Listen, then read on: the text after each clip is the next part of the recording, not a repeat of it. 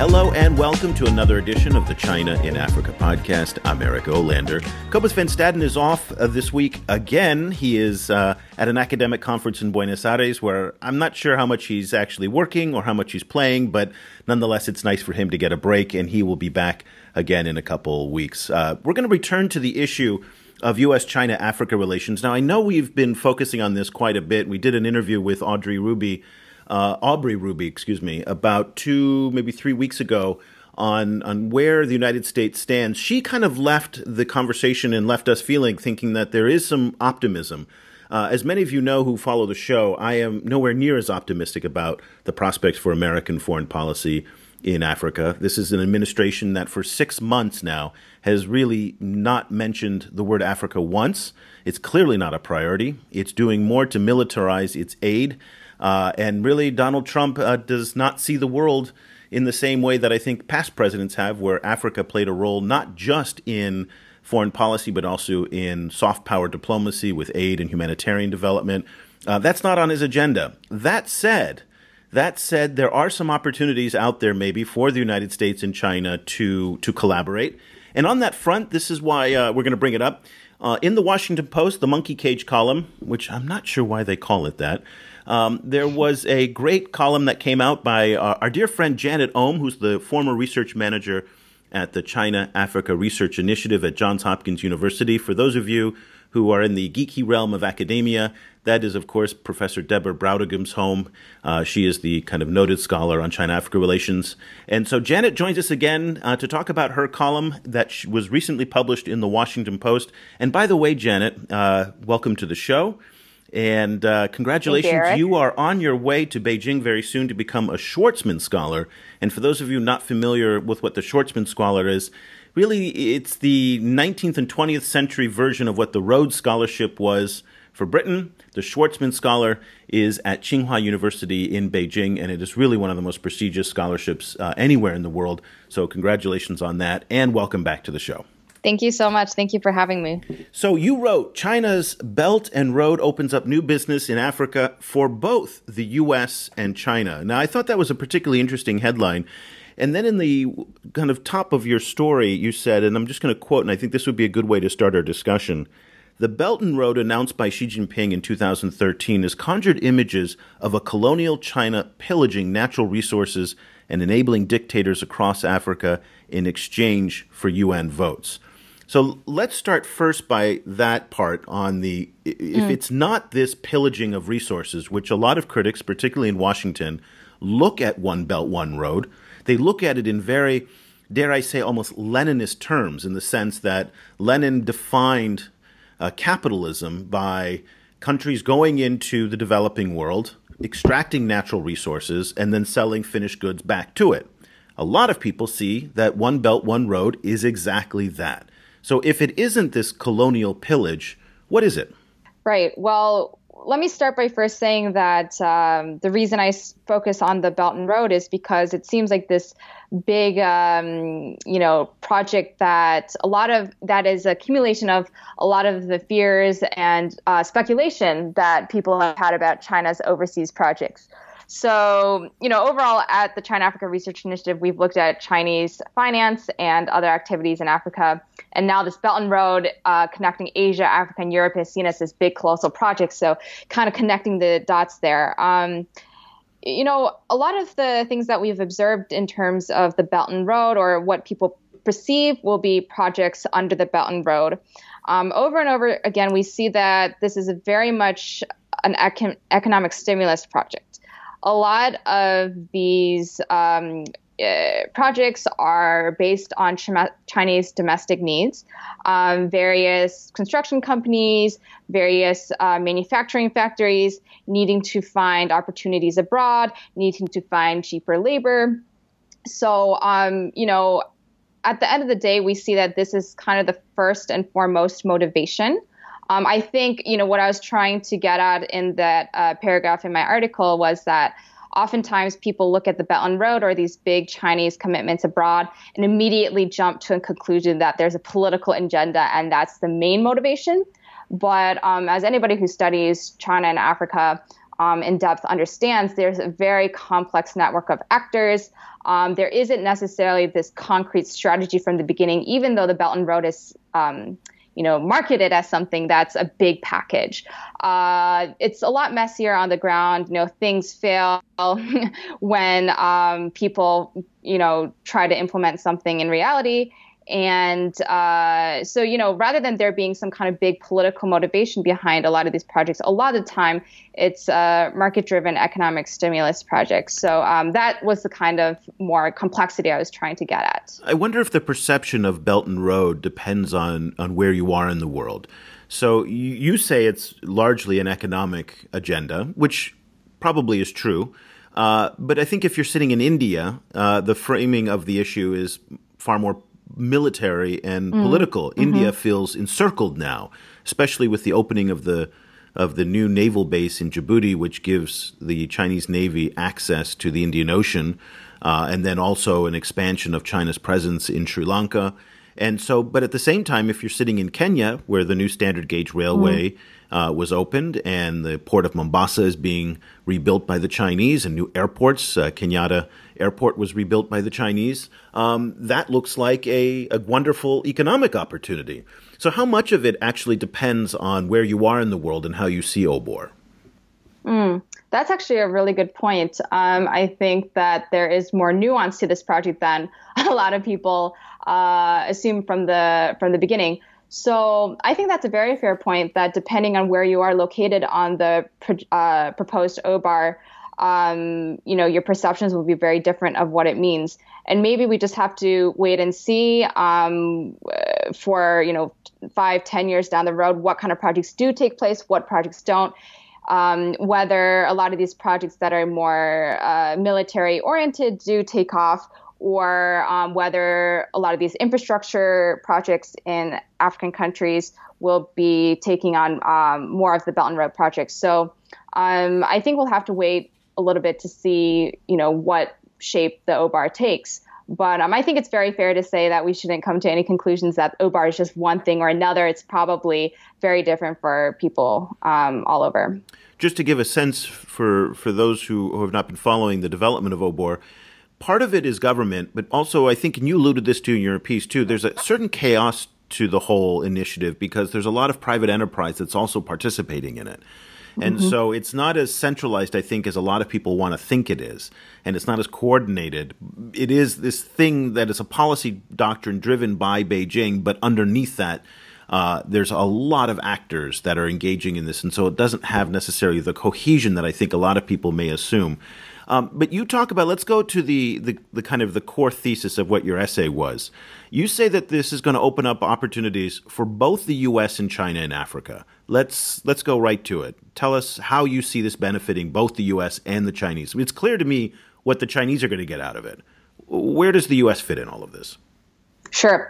Well, again, what I was saying before, that the OBOR is not like the first of its kind. There's been a lot of efforts on the part of Chinese institutions in terms of overseas finance, overseas infrastructure projects, et cetera.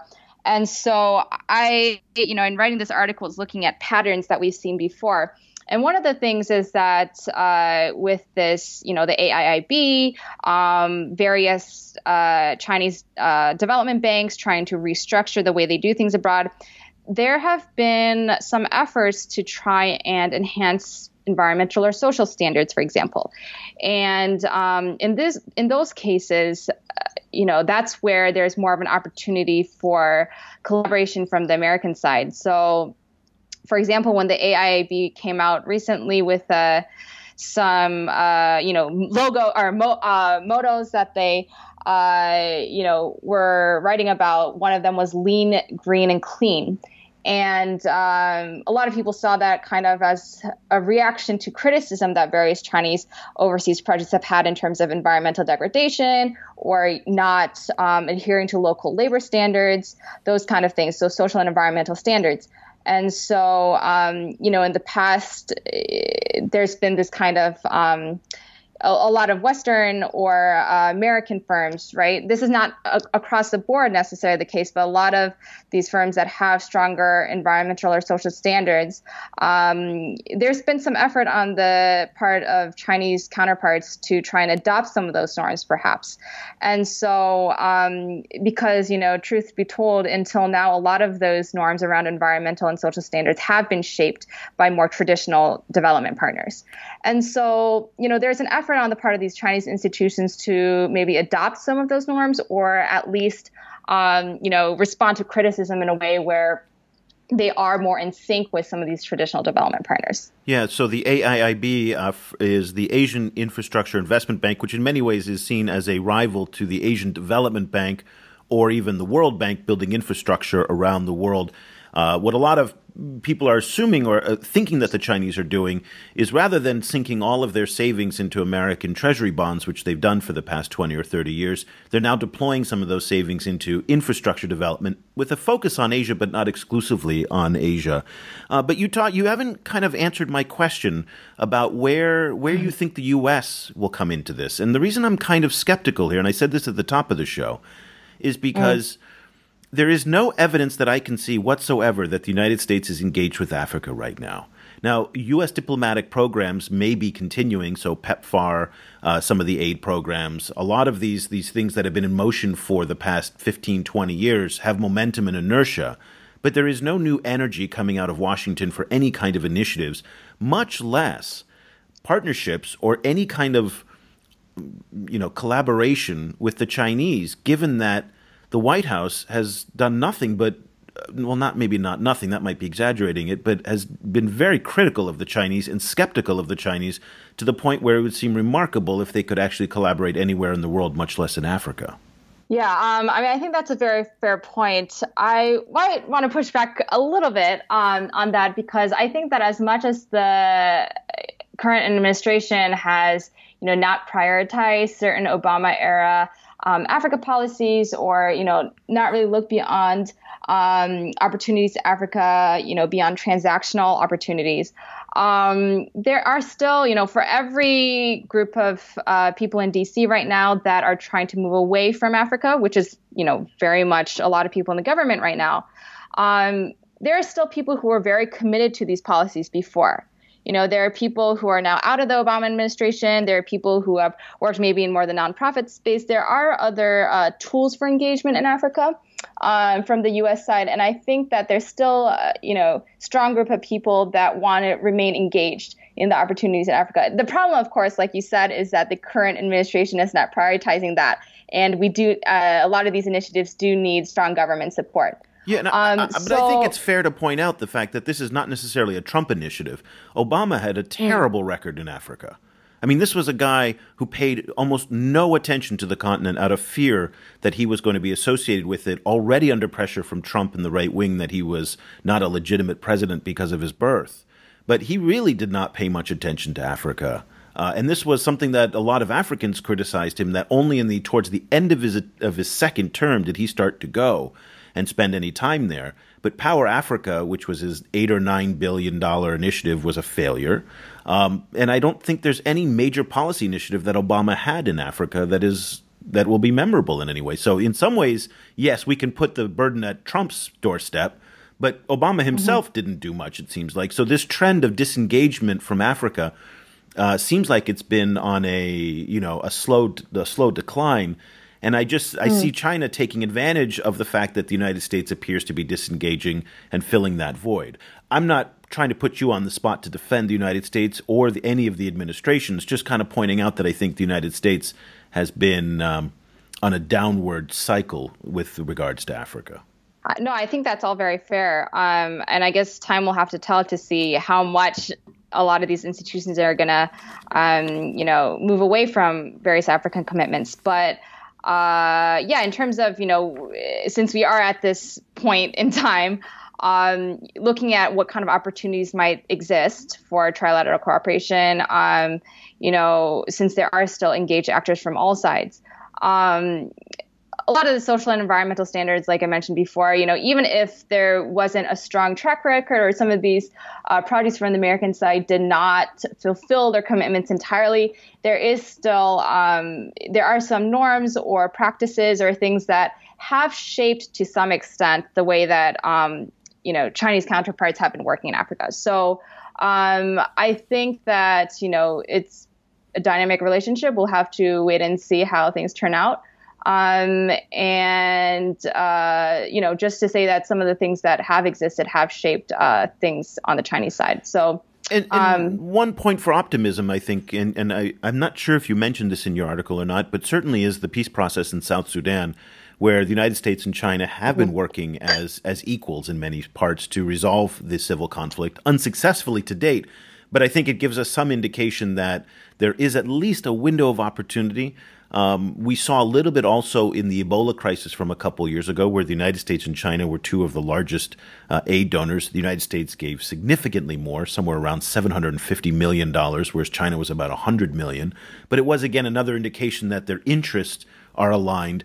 And what you mentioned in your piece, which I thought was so interesting, is that both China and the U.S. see a stable Africa as in their core long-term interests. So at least they have that in common as well.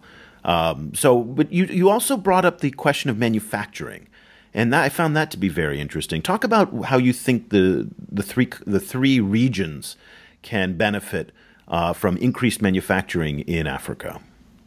So from the Chinese side, I've written about this in the article, which is that there's a need.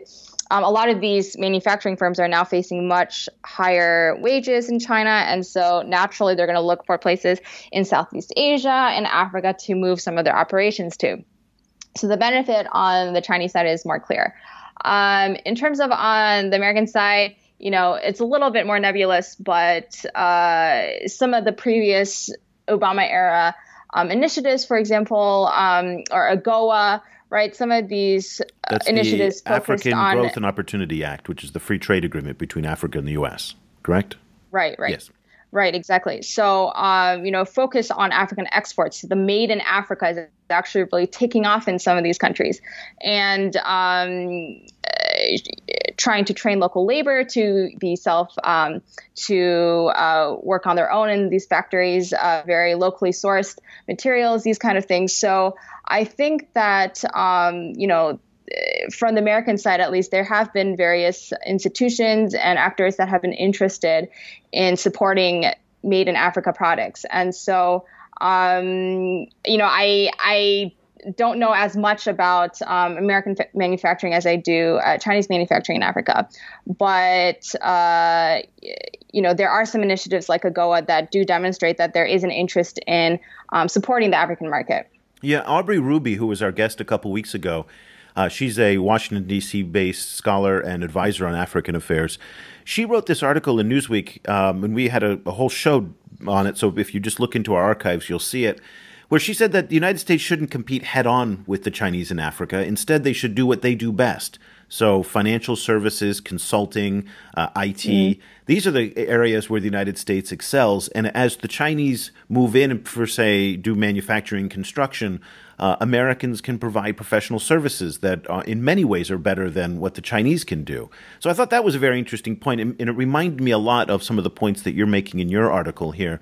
But I think, one of the key kind of points to look at is, where do you see the tripartite relationship going? Do you, in your kind of estimation as somebody who was based in Washington, D.C., do you see the Americans being able to keep up with the Chinese, or are the Americans kind of backing out of Africa and focusing on other parts of the world? I don't know if it's so much that, the current administration is backing out of Africa and focusing on other parts of the world, as it is the America First policy, where backing out of Africa and then trying to turn inwards a little bit. It's not just Africa, but I think a lot of commitments to other developing countries, other commitments, for example, even the Paris Agreement, right? These global commitments that the current administration had been pretty committed to.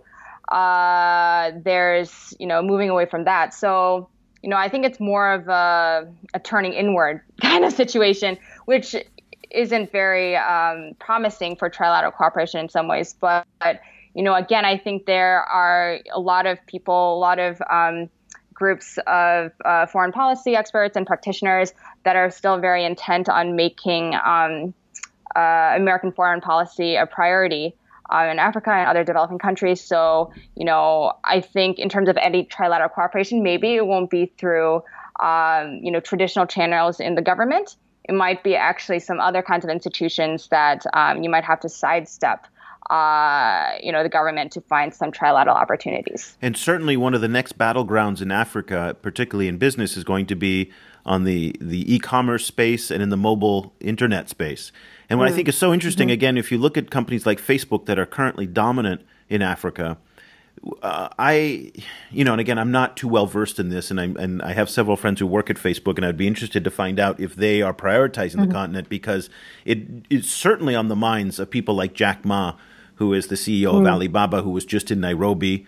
He left behind somewhere in the range between 100 and 200, I think $10 million for 200 startups. And he is, more importantly, bringing Alipay, which is the online mobile payment system, to South Africa. WeChat, which is partly owned by Tencent, Naspers, which is South Africa-based, is trying now to bring their mobile payment system. All the device makers are there. So the Chinese are now zeroing in on Africa in a place where the Americans have long been dominant, which is online e-commerce and web services. So it will be interesting if that might be a space that we see either competition or collaboration, but that is certainly where the Chinese are coming into a space that was dominated for a long time by the Americans in the form of Google, Facebook, and some of those, and companies like PayPal.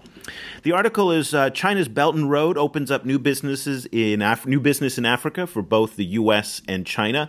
Janet Eom was the former China-Africa Research Initiative project manager, and if you've been in the China-Africa space, you will have seen the work that she's done at CARI, on her way now to Beijing, China, where she will be a Schwartzman Fellow. Very quickly, we have a lot of students that listen to our programs, a lot of African students who want to or are currently studying in China. So I think it might be fun just to kind of say, what are you looking forward to most going back to school in Beijing? Sure. Eric, you and I were talking about this before we started talking on the podcast. But for me, it's, I think it's a very interesting time in both American and Chinese politics. Obviously, the Congress in the fall in China, in Beijing, seeing that potential leadership transition will be very fascinating. And I think obviously staying focused on the China-Africa space, but trying to get a understanding of being away from the United States, how people perceive China's role in the global order now. And being in Beijing and talking to Chinese policymakers, Chinese scholars, Chinese peers who have not been in the U.S. for a couple years maybe. So they haven't been here in D.C., witnessing this leadership transition.